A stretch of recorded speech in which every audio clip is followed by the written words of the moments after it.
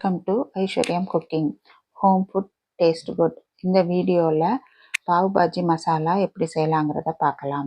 ஒரு குக்கரில் 1/4 கப்பு நறுக்கின கேரட்டு, 1/4 கப்பு பச்சை பட்டாணி, 3 பீன்ஸு, 2 உருளைக்கிழங்கு தோல் சீவி பெரிய துண்டாக நறுக்கி சேர்த்து கொஞ்சம் தண்ணி, தேவையான உப்பு, 1 ஸ்பூன் மிளகாத்தூள், 1/2 ஸ்பூன் மஞ்சத்தூள் சேர்த்து நல்லா கலந்து விட்டு நம்ம குக்கரை மூடி விசில் போட்டு ஒரு விசில் வந்த உடனே அடுப்பை சிம்மில் வச்சு 5 நிமிஷத்துக்கு வேக வச்சு அடுப்பை அணைச்சிட்டு ப்ரெஷர்லாம் அடங்கின உடனே நம்ம திறந்தோன்னா காய்கறியெல்லாம் நல்லா வெந்திருக்கும்.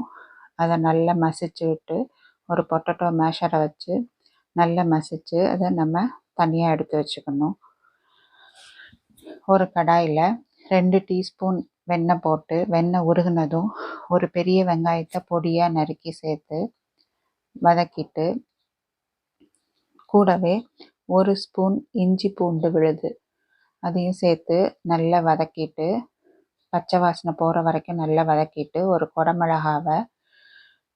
பாதி குடமிளகாவை சின்ன துண்டாக நறுக்கி அதையும் நல்லா வதக்கிட்டு 2 தக்காளி நாட்டு தக்காளியை பொடியாக நறுக்கி சேர்த்து அது நல்லா வேகிற வரைக்கும் அதையும் நல்லா வதக்கிட்டு 2 டேபிள் ஸ்பூன் பாவ் பாஜி மசாலாவும் 1 டேபிள் ஸ்பூன் காஷ்மீரி மிளகாத்தூளும் சேர்த்து நல்லா கலந்து விட்டு, காஷ்மீரி மிளகாத்தூள் சேர்க்கறதுனால நமக்கு இந்த பாவ் பாஜி மசாலா நல்ல கலராக இருக்கும்.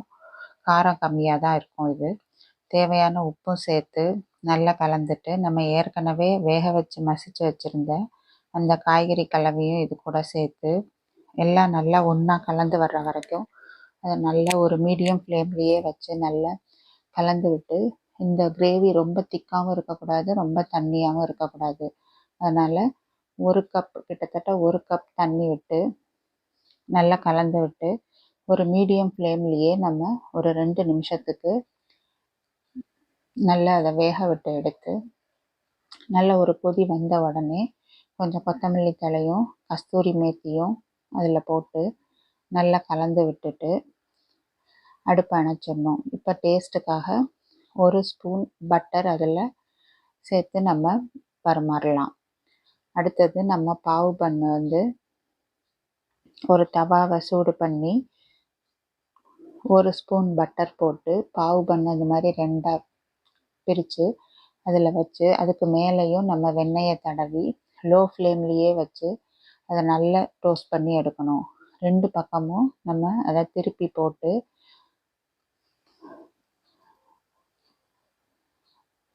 டோஸ்ட் பண்ணி எடுத்தோம்னா நமக்கு பாவ் பண்ணும் ரெடி ஆகிடும்.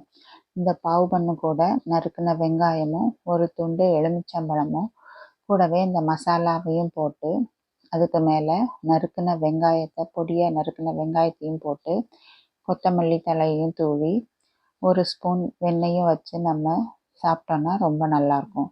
இதே மாதிரி நீங்களும் செஞ்சு பார்த்துட்டு எப்படி வந்ததுன்னு எங்களுக்கு கமெண்ட் பண்ணுங்கள். பிடிச்சிருந்ததுன்னா லைக் பண்ணுங்கள், ஷேர் பண்ணுங்கள், எங்கள் சேனலுக்கு சப்ஸ்கிரைப் பண்ணுங்கள். நன்றி.